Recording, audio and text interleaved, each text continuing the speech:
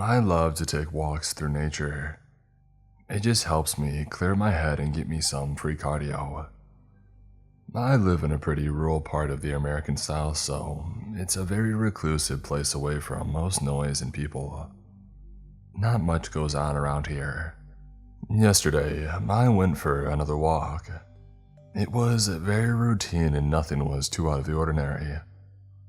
Walking through the trees, however, I started noticing something was unorthodox about the wildlife. There usually is a bunch out here. Deer, bears, coyotes, birds, squirrels, nothing too atypical. I love walking down the trails and seeing all the tracks left through the night, and listening to the singing birds and the bouncing squirrels. Today, there is an odd stillness.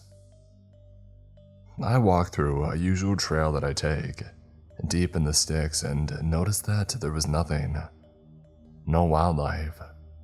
Not a bird, a squirrel, or an odd flock of turkey. Nothing. Maybe something was in the area, I had figured. A predator. I carried on with my attention alert.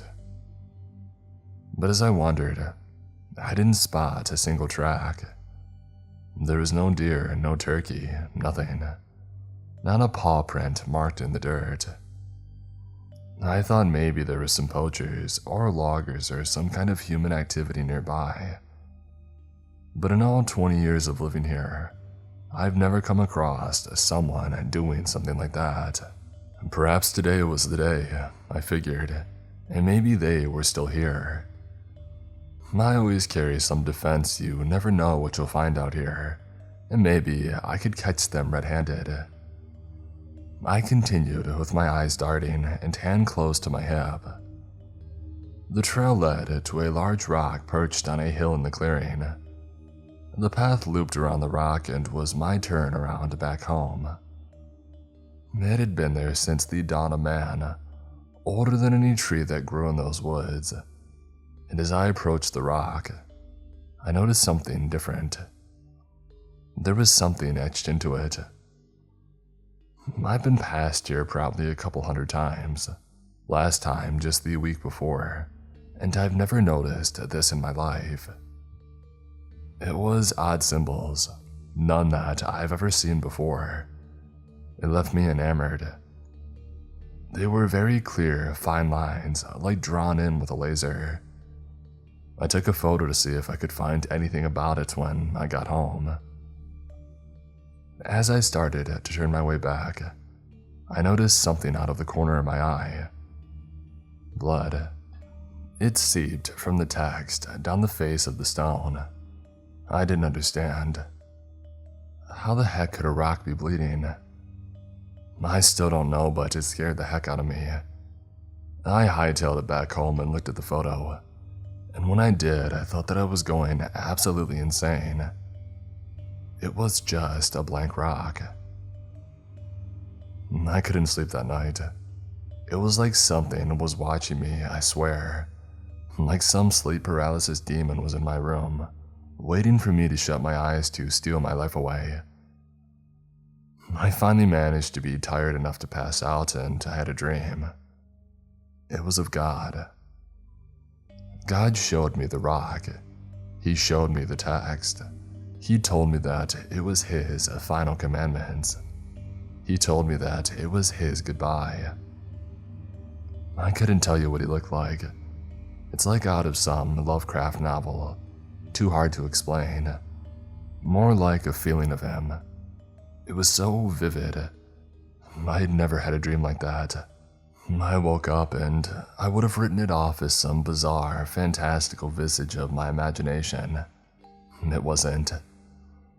Because when I woke up, I was writing something on the wall. It was these same symbols on the rock. They weren't burned into my head or anything. I could barely remember the first line, and I was carving it with my nails. I was in absolute horror and in tremendous pain. My fingers were sopping with blood. Something was egging me on though. I didn't know what they said. I don't know why, and I didn't want to know. either some manic scrambling or the actual words of God himself. Either way, it was something that I didn't want to even look at, but I had to. I finally found the symbols online. Hebrew. I don't know Hebrew. Heck, I barely read the whole Bible. I'm not a religious person. I always thought it was some cooped up power struggle. But I carved Hebrew into my walls with my own nails.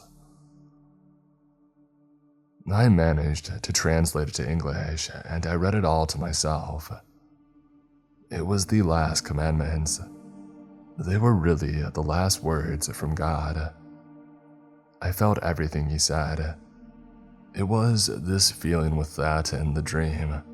I just knew that it was something very bad. I'm not going to type it all into this post. I'm not going to the hospital. I'm going to hit post on this message, and I'm abandoning you.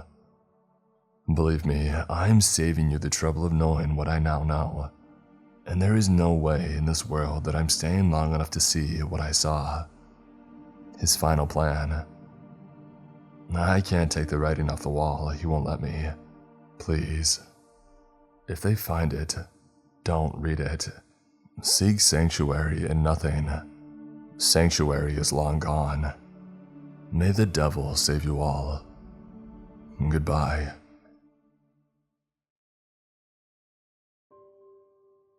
Space. The final frontier. Infinity and beyond. Or as my younger brother simply called it, the up above. Ever since he had learned to walk, he was fascinated with the sky. He would look up at it almost every night, admiring the twinkling stars up above. I will always remember the night that he first said that he wanted to explore space. He was looking up at the small pinpricks of light that were scattered across the black sky, and he said, "Dad, I want to go to the up above." My dad, who was in the garden with my brother and I, looked down at him and replied, "The up above? Where's that, Marty?" Marty raised his little arm and pointed straight upwards, towards outer space, and boldly said, "There." In the following couple of years, Marty's obsession with space and the cosmos grew. For his 5th birthday, my parents bought him a telescope, which he routinely used every night. He made his own astronaut helmet, which was created with a bucket and a lot of tinfoil. And when Marty started spending more time in bed, Mom and Dad stuck hundreds of glow-in-the-dark stars all across his bedroom ceiling. They spread across his room, creating a large galaxy that Marty would be able to go to sleep amongst. I fondly remember walking past his bedroom, peeking in and seeing him fast asleep, with a smile on his face, as the glowing stars shone all around him. I didn't share Marty's obsession with space, but rather, I was more interested in the creatures that resided on our own planet. Animals were what captivated me, especially one animal in particular. Outside my bedroom windows, a large streetlight illuminated a large portion of our front garden and the road. The long black pole that was cemented into the pavement stood up high, and like a moth to a flame, this light attracted a small squirrel that would climb it each night. I would patiently wait at my window at dusk and eagerly awaited the arrival of the cute rodent. And each night, he did not disappoint. The squirrel would appear and would start to climb up the metal pole, ascending to its top. On one particular night, I watched on in awe as the furry animal gracefully climbed up the streetlight. The squirrel was almost at the top when the bright light suddenly flickered out. The street and the garden were plunged into darkness. And then something happened that I didn't think possible. The pitch-black night sky grew even darker. A black shadow had drifted through the air, darkening everything that it touched. I saw it slowly encroach upon the street, and then it glided into our front yard. The shadow moved with unnatural purpose, like it knew exactly where it was heading. The shadow slowly drifted along the garden and towards the house, looming over the yard and turning the grass black. As it approached the front door, the porch light flickered out too, unable to compete with the rich darkness of the shadow. I sat at the window, overcome with fear with what I was looking at. I didn't know whether to run or to hide. Before I could decide, I heard a popping sound and then a slight fizzle. And then I heard the same two noises again, this time slightly closer to me. And that's when my mind made its decision. I wouldn't run and it wouldn't hide. My brain came to the conclusion that I needed to help Marty. His body was growing weaker by the day, and so I knew that he wouldn't be able to defend himself if it came to that. I would have to be the one to stand up for him. I stood at my bedroom door for a moment, trying to control my breathing and summon enough courage to go out of the safety of my own room. With one final intake of breath, I quietly opened the door and crept out into the hallway. The long corridor was dark, but not as dark as the garden had been when the shadow was hovering over it. Whatever the strange shadow was, it didn't appear to be in the hallway. I tiptoed along its hallway, trying to stay silent as I moved towards my 6-year-old brother's room. Pop, fizzle. I darted my head behind me to see what had made the noise, and I saw that the hallway light bulb had blown, and just behind it loomed the dark shadow. My feet and legs went into autopilot and I quickly made my way down the rest of the hallway and burst through into Marty's room. Marty was still asleep, looking even skinnier than when I had last seen him a few hours ago. His sleeping body was illuminated by the glowing galaxy that was his bedroom. I darted over to his bedside and shook him awake. He slowly opened his tired eyes and looked up at me in confusion. "Are you all right, Marty?" I asked him in a whisper. "Yeah, why?" he puzzledly asked in a sickly voice that I had been forced to get accustomed to. Before I could respond, Marty's room became even darker than it had been before. The shadow had lurked its way down the hallway and had now entered the room that both of us were in. I looked up towards the ceiling and the glow-in-the-dark stars that were scattered across it were no longer visible. "What happened? I can't see," I heard Marty say in a frightened tone. I reached out towards his hand and grabbed it. I was scared beyond belief, but I had to stay composed for my brother. I opened my mouth to whisper a response, but as I did, something appeared within the shadow. And when I say something, I mean lots of little things. Tiny pinpricks of light all flashed out off the blackness, like hundreds of tiny stars spread out across a dark night sky. I heard Marty let out a small sound of astonishment, but I was more afraid. I knew what these lights were. I don't know how I knew exactly, but I could just tell. There were numerous pairs of eyes, twinkling from inside the black shadow that had carried them here. The hundreds of eyes stared down at my brother and me from all directions in the room. I wasn't sure what exactly they wanted, but when I heard the low growl, I knew that it wasn't something good. I had to get Marty out of there.